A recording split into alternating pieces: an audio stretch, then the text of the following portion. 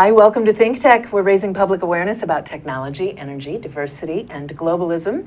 This show is Center Stage. I'm your host, Donna Blanchard. I'm coming to you live from Pioneer Plaza in the heart of downtown Honolulu, and I'm also the managing director of Kemo'o Theater, and we are very near Kemo'o Theater at this moment.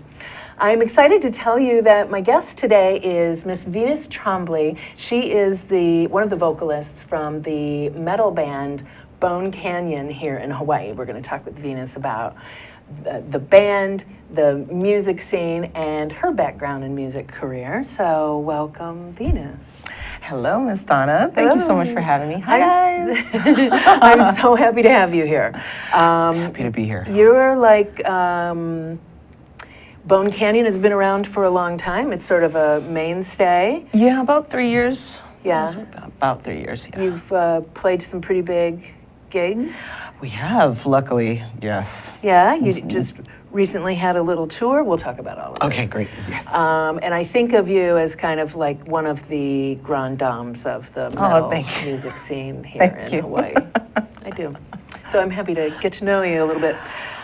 So let's talk about what you're doing right now. You're singing with Bone Canyon. Yes. What's going on with the band right now?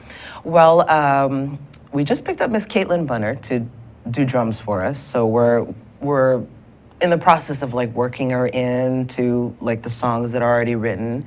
And then we're getting ready to take a little break in a couple of months. And then we'll just write and write and write. I'm super excited to get her like worked into that part of the process because she's got a really different style to what we were doing prior. So I think it'll be really interesting to see like how that works out with the new mix, you know.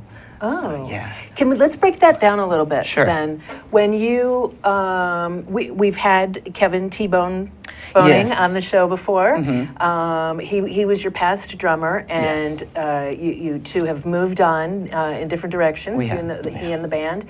So when you start looking for a new drummer, did the rest of the band members sit down and sort of think about objectives for what you were looking for? You know, we're looking for someone who can do this, has this following, has the same sound, or someone different? You know, actually, I think if it wasn't for the fact that we had known Caitlin for like years prior, that might have been part of the process, but we've actually had Caitlin sit in and jam with us before. Oh. So we knew how capable she was drum-wise, actually. And then we've been friends with the band that she was a member of, 11th Hour, for, you know, we'd seen her play before, so we knew how she could play, and we knew what a cool chick she was, and that she was sort of into like edgy music. So I mean, really was no question, you know. And she was available, which was nice and convenient for us. Really convenient. Yeah. So 11th Hour, I'm sorry, I'm not familiar with them. What's that music style? 11th Hour. They do like really solid rock and roll music, like and their originals. They've got some really really pretty love songs and some really rockin' rock tunes too. Just a really great bunch of people. So. Okay. Yeah. Cool. Are they still going? Yes, they are actually. Yeah. Oh, okay. Okay. Yeah. But that was a nice amicable way. You just brought her in, and she was available. Absolutely. Yeah. Cool. Yeah. So she brings a somewhat different sound. She does. Well, actually, right now, you know, she's, like I said, she's learning material that was already written. But we're very knowledgeable of like all the other kinds of stuff she can do. So that much of her isn't as featured as we'd like it to be just yet. Okay, this is Think Tech Hawaii. And it's but we're gonna Wednesday. work Every that Wednesday in is as soon as we Energy start Wednesday here in Hawaii, the state of clean energy. And has she written before? You know, I'm not sure. I'm sure she was a part of the creative process with 11th Hour too, you know, so yeah. Okay. She's been playing drums a long time, that girl, I think since she was 6 years old. Oh, wow. Yeah, she's one amazing. Of those prodigies. Yeah, she's amazing. Okay. Yeah. So the music that Bone Canyon has been performing that's all your original work? Yes. Well, we do some covers too. Of course, you have to fill the, you know, usual time slot for a band is about 45 minutes. So you know, we got about 35 minutes worth of original material, and then you got 15 minutes to fill. So. Okay. So, a cover or two is helpful here and there. Yeah. Yeah. Well, and everyone, regardless of how much they're enjoying your music, you hear something and go, oh, I know that. Yeah, when yeah, you're which new is to always it. nice, yeah. There's a book I remember reading in a music appreciation class years and years, like decades and decades, who am I kidding, decades ago, about when you hear a Rolling Stones song and you immediately have an emotional reaction to it and you have anticipation, you know what's coming next. Right. But there's only a handful in the general population that really gets that, relatively speaking, when it comes to opera or symphony, because we just don't hear them as often. I would say that's very true. Unless you yeah. grow up in that family. So True. when you hear, if I hear Bone Canyon enough, then I have the anticipation, then I have the relationship. I hope, to the yeah, music. that's true, yeah. Well, it's a very different world now with music, because it used to be that bands made their money selling their music. Yes, very much so. I mean, the internet has changed things so much. It's incredible, and I think everybody's still learning. So we're all a little clumsy in that department, but yeah, it has changed a ton. Yeah, well, because now you might as well. I don't know. People still sell their music, but it's not as pricey as it used to be, and you see a lot more bands giving away a song here and a song there. Absolutely, so people can develop that relationship with your music. Absolutely, yes. Okay, so you are going to play. Before you said you're going to take a little break. The band. How do you have a gig coming up soon? We do actually. We've got July 9th, which is what's that? Friday, Saturday. It's Saturday, I think. This coming. Yes, we've got that at Anna O'Brien's with Hammersmith and Rocket Queen. I'm super excited about this show. That's going to be. Oh my goodness gracious, that's going to be so much fun. Yeah, Hammersmith is a Black Sabbath Tribute band, yes. band? I think they're going to be debuting, I think, an all Sabbath catalog that night, and a couple of new band members too. So yeah. Oh, awesome! It's going to be a good night there. Yeah, it is. It is. And that kicks off at what time? 9. 9 o'clock. Okay. And then? And then after that, I believe we have the 30th at, I think that's at the studio. It's a big event hosted by Mr. Ty Wright. Hooked us up with that gig, and it's going to be, I just saw the flyer. There were so many bands on it. I was like, wow, this is going to be killer. I think they're going to start like super early in the afternoon, like 2 or 3. So, Oh, wow. yeah. Big summer concert. Yeah, thing. yeah. Forget the name. That's horrible. Okay, you'll remember it by the time we finish up. And Hopefully, we'll yeah. say it. I'll be able to run to Facebook and check my phone. Yeah, and we can yeah. ask that thing over there that I don't deal. There very you go. well Oh, with. yeah. Alexa. I don't believe it. The last time I actually asked her, okay, I can't. If you say her name too loud, she'll light up too. But Oh, this is okay. like a Google device that we have here in the office, in the studio.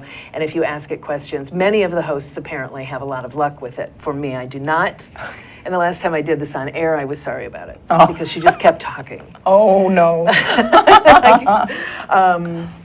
Okay, so you've got a couple more gigs coming up, and then you're going to take your little break. And will you? I'm interested in the artistic process behind that. Will you say, we are going to get together in this schedule, and then what? I'm trying to think. Well, the way it's been done in the past, actually, when I jumped onto Bone Canyon, I was a little later in that process. This is like 4 months after I think T-Bone, Ray, and Mike got together at first. So a couple of their songs were already written, and Ray said, we could use a little something here, and he said, could you write something for just this little part? And that's kind of how things went, like initially at first. Ray would write and get things started, and then the music would be worked out, and then he would say, well, I need something here. Can you write something for this part of the song? And it's different with a lot of the songs too. I brought the song Splinters that we do in Bone Canyon is something that I wrote prior to joining the band, and they liked it, and they said we should add this to what we're doing. So, I mean, the process is different. It just depends on the song. Oh, okay. Yeah. So I think we'll probably just get together in a more relaxed atmosphere rather than a pay-to-play studio, and just jam out some tunes, no pressure, and just hash out some ideas. That's nice. Yeah, just real organic. Yeah. Yeah. I always feel like, in the world of theater, a lot of good work happens once a show is on stage and you have an audience come in. But, most of the discovery in that work is going on in the rehearsal process. Absolutely, yes. But we never, you don't just get together and jam. Right. And it's, doing 12th night. Yeah. It doesn't really happen that way. No, yeah. So I think I'm a little envious of the fact that you guys can get together and, go hang out at the beach and have a few drinks and... Right, just totally relaxed, Yeah. Yeah, just relax and have a good time. And I bet some really good stuff comes out of that. Yeah, relaxed sometimes. atmosphere. Sometimes, and it's funny because you want to be prepared, like with some way to remember when pieces of gold come out of you just by surprise, and sometimes you're like, that was really cool. Does anybody remember how we just did that? No, I wasn't recording it at the time, so sometimes you lose those pieces of gold and they never come back. Yeah. Well, you should just as a suggestion, you can record on your smartphone for hours and hours. Actually, yeah, that's something I try to do. It's hilariously funny how though when you're prepared and you're doing stuff like that, you go back and you're like, this is a half an hour worth of crud, Yeah. Well, yeah, then you have to admit to yourself. Yeah, exactly. But it's just when the gold is there, that's when you don't have it recorded. Darn, Yeah. I can't even imagine, really. Do you, we're going to come back in just a moment, and we're going to talk about your history, your trajectory in the music scene here in Hawaii. Why don't we go ahead and do that? Are we all right with that in the studio if we do that now? Take a break just slightly early. Okay, we're going to do that. We will be right back with Center Stage. Please stay with us. We'll be back in about a minute. Every Wednesday. Come and listen to us. And just to show you what I mean, I'm going to ask Sharon to tell us more. Come and see us every Wednesday, as Jay said. And we have people like Jim Albers from HECO here and co-host Ray Starling here every Wednesday. We not only go on Olelo and OC16, but also stream live. So please come visit us, hear about the latest in clean energy. Okay, Jim, you've been here. You got any comment on all this? As important as energy is in all of our lives today, this is a great forum and a great format to vet those issues. So I encourage everybody to listen in and participate. Okay, Ray, what do you think for a close? Well, I think this is the greatest show in the energy world here in Hawaii. You can come here every week, 1 hour, and catch the latest on what's happening and hear from the people who really know what's going on, like Jim Alberts. We appreciate your coming today. Thank you. Ray Starling, Sharon Moriwaki, Jim Alberts, and Jay Fidel here in Hawaii, the state of clean energy, 4 to 5 p.m. Wednesday. Aloha. Aloha. Hi, welcome back. We're on Center Stage on the Think Tech Hawaii Digital Network. A couple notes for you. If you would ever like to join us in our downtown studio audience, you may do so. Just email jay@thinktechhawaii.com. That's Jay @thinktechhawaii.com, and he will hook you up. If you have ideas for the show, people you'd like to see on the show, or maybe you're an artist and you would like to join me and talk about your process, just give me a holler. You can find me at Facebook, Donna.Blanchard, or on Twitter. It's all about Donna. Of course it is, right? If you'd like to tweet live while we're talking, we're going to talk about Venus's background right now. If you have any questions for her, you may do so at ThinkTechHI. Okay, so let's talk about your background. Are you born and raised here? No, actually, I'm a military brat. So yes, I was born overseas. I was born in the Philippines. I've been to South Korea, Philippines, Japan, and various places on the mainland, stuff like that. So, but when we got here, I was in the 4th grade, so 32 years. 32 years local. Yeah, that you're local. Yeah. I will never be local. You're local. And do you have musicians in your family? I do. Actually, my father, when he was a teenager, was a musician. He played guitar and bass in a band. In a couple of bands, actually, he did. So I remember seeing my first picture of my dad with the birth control glasses, just real skinny with this huge bass guitar, just sitting in the tall grass. I thought, holy moly, this is the coolest thing ever. My dad is cool, right? Because, you spend some of your younger years just thinking, oh, don't want to be next to my parents, just, Yeah, but then you saw. And then I saw that and I was like, wow, okay, this is cool. Very cool. Birth control glasses? Birth control glasses, well, that's what he called them, the ones that are like really, the frames are really thick and just dark. Oh, Yeah. okay. Like I call Birkenstock sandals birth control. Okay, well, You don't have to worry if you're Yeah. wearing those. Okay. But were you encouraged to play and/or sing when you were growing up? when I was growing up, yeah, actually there was, when you're military and you're moving around a lot, you spend a lot of time at home because making friends is difficult when you're younger. So there was always music in our house. My dad, he had an acoustic guitar at home, and we used to sing songs together. And then there was the organ, and my mom loved singing, and her side of the family, boy, let me tell you, there's some singers on that side. Oh, yeah. I mean, they were crazy about karaoke before karaoke was a thing. Let me tell you, it was nuts. And my sister's got a fantastic voice. I would say my sister, more than anyone in the family, she really had the voice. Oh, yeah. For singing, yeah. So Does she do anything with it? no, actually, she wasn't too fond of the stage aspect of it, I guess the live aspect of it. So, but she had a great voice, man. I should say, has a great voice. Yeah. So what was your musical first love? My musical, as in like bands, or When did you really, what did you like singing along with best when you were like 12? 12? Oh gosh, let's see. Some of the songs we used to sing at home, like Puff the Magic Dragon, Yeah. and So Peter, Paul, and Mary action. right, like Beatles songs, those were always popular in our house. Just and anything you hear on Sesame Street or the Electric Company. Oh, yeah, those. Okay. I mean, who doesn't love 1, 2, 3, 4, 5, 6, 7, 8, 9, 10, 11, 12? That was one of my favorites. So yeah, showing my age now, really. I like Schoolhouse Rock. Yes. Yeah, Oh, that awesome multiplication stuff. line. Yeah. Think of 8. 8 is still my favorite. That was a good one.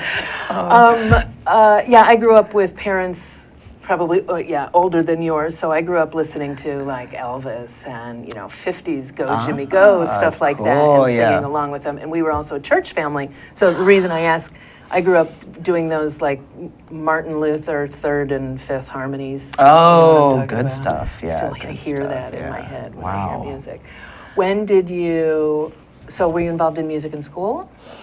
It wasn't until I got to intermediate school that they had a choir class.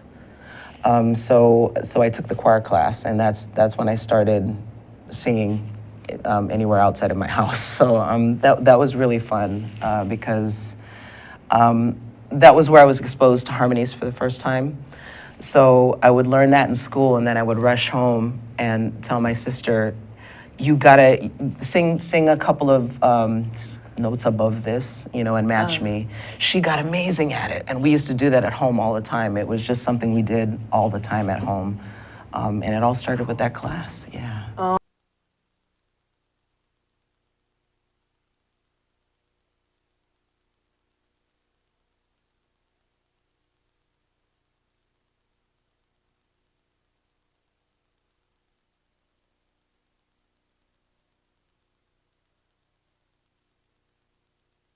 Like really pumped, and it's just the perfect genre to move to, like when you're performing. I love it. It's such a high. I love it. Yeah. Yeah. Well, you have a lot of soul in Oh. your singing too. All of you. Thank you. Is in your singing, and it's good music for working out too. It is. It totally is. Yeah. I'll tell you what. Good music to break a sweat. And Yeah. wave your just- hair around in the club. They don't like that when you do it, by the way. So you got into harmonies, and there is something. Yeah, I remember really discovering that you can because you make a vibration that will rattle windows. It's a moving thing when you do that. It's Yeah. great. It's so much fun. So when do you go from that leap to, like I don't want to really that soulful howling, It's gut music? I really think that, and this was like way before even, like, you remember the movie Sound of Music? With, yes. There was those scenes where the nuns are singing, like "Climb every mountain," and me and my sister, we were trying to be goofy. You know, we were like fully goofing on that voice that particular nun made in the movie, and I just found that I could control my voice better when I sang like that. Interesting. Like you could control it better. Yeah, I'm really horrible. Like when it, with like falsetto and stuff like that, I have zero control with that gear. So for the most part, I sing in that sort of low, like down here area all the time because it's something that's the only one I can control. Wow. I have zero finesse, like with regards to any other kind of singing. So, yeah. Do you think that's your instrument is naturally that way? Because I feel totally the opposite. Oh, And I don't feel like my instrument once it can go. I would love to. I sound like Karen Carpenter when I sing. that's awesome, though. Not if you want to sing along with Disturbed. Oh, It's not. Not there's really. a point there. Yeah, real good point. So were you born with this instrument, or did you learn to get it there? It's possible, I don't know. I mean, I just, I had so much goofing off that way, and then I guess I didn't spend enough time trying to develop any other gear, and I just kind of wound up staying in that gear. It wasn't until high school that I started like singing things at home, rock songs that were on the radio, stuff like that, and it was working. So I think that's just kind of where I stayed because it was the only thing that worked for me, right? So, Okay. yeah. And it was, and I have to say that when you've been doing this for a while, and we'll talk about some of the bands that you've been with and that trajectory, but you've been doing this for a while, and that wouldn't happen if it wasn't a good marriage between where your soul is and where, your talent lies. Absolutely. Yeah. Yeah. Couldn't agree more. So when did you get into, what was your first band? My first band was called Einstein's Cousin. Nice. Yeah, it was a rock cover band. This was back in 1997 was when I joined these guys, and my now husband was the guitar player for that band, so that's how we met. So, yeah. Nice. So yeah. But wow, I didn't realize you'd been together that long. Yes. That's kind of magic. Yes, 19 years, right? Yeah, 19 years. Good gracious, that's a long time. Coming up on a big number. Yes, right. Yeah. Okay, so you played, it was mostly rock cover, classic, like? We did kind of mostly whatever was happening in the 90s. We covered Smashing Pumpkins and Told the Wet Sprocket and stuff like that. But I was with that band 8 years, a good long time. So by the time we hit like the later years, we were doing things like POD and Disturbed, stuff like that. We got progressively heavier covering with our cover songs as we went. So Okay. yeah, that was. And then what happened with that? I think we got to a point where like everybody was tired, and maybe we were wanting to like grow and try different things. So the band sort of dissolved, but it was all amicable. It was nice. We're still in contact with all of those people, as a matter of fact, brothers of ours. And then after that, there was about a 6-month break, and my husband jumped onto another project with a couple of his friends. And when they needed a singer, they said, "Why don't you ask your wife to come, and try out?" So That's handy for him. yes, and for me, definitely. So yeah. And there you are. Oh, we're seeing. While we're talking, there's some pictures that are showing, and they're running. And I just want to say that some of these are a mixture of like people's cell phone pictures taken at your concerts. Okay. There are some Joe Corellis in there, and you can recognize those because those are just so sharp. Oh yes. He's an amazing rock and roll photographer. is. Amazing photographer. Thank you, Joe. Love you, man. Joe Corelli did my headshots. Oh, did he? Yeah, he did. No wonder they're He's so very good. Okay, so was that Missing Dave? No, that was Or the band Jeff following. said no. Yeah, no, that was Cradle Falls. Oh, okay. And that was Cradle Falls, and that was a couple years in that band. And then after that was Jeff Said No. Oh, okay. Yeah, after that was Jeff Said No. Okay. And Jeff Said No is still going. Yes, they are actually. I pretty heard they regularly? just started playing. Was it a few months ago? I got my first email. They said that they were back and they were playing again, and I was like, oh, that's so awesome. Yeah. I haven't been by to see them yet. Sorry, guys, but yeah, I'm glad to see that they're up and running They're again. playing again. Yeah. And that's where you played with our friend Jason Taglinetti, who was just on the show a few weeks ago. Yes, Mr. Jason Tag. Cool. I went to high school with him too. Oh, yeah? Yeah. Actually, it was it's funny because my dad and his fiance they volunteer a lot for the theater, and I guess that's how they met Jason. And at some point in their conversating with each other, they figured out that he and I used to go to school together. And my dad says to Jason, my daughter sings in a band. And Jason's like, well, we're in a band and we need a singer. So it was actually kind of my dad who hooked me up with that one. So Oh, nice. yeah. That's handy. Thanks, Pop. We just have a couple minutes left, Sure. but I'd like to, if we could, cover when is the moment when you say, we're doing these covers and now I want to write one of my own? When do I get to that How point? did that happen?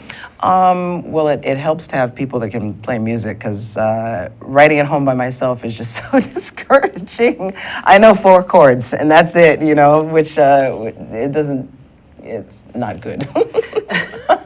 Okay, yeah. So yeah, but it's nice when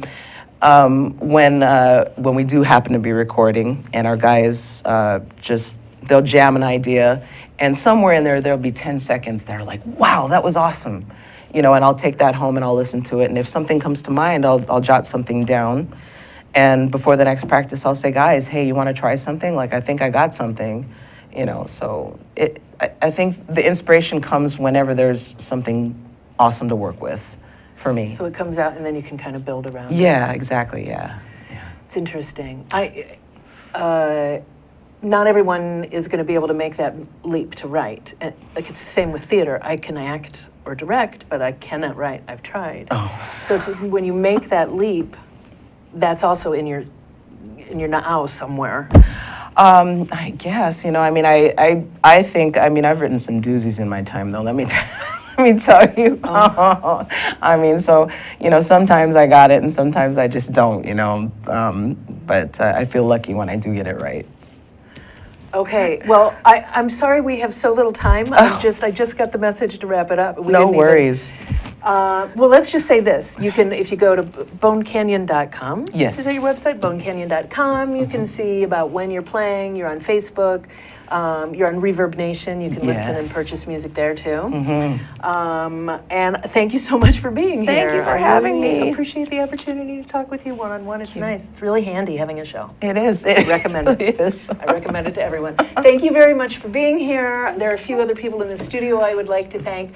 Normally, here's my camera, right on cue, Rich. Normally, Rich is our floor manager here in the studio, but today he is in my ear. Thank you very much.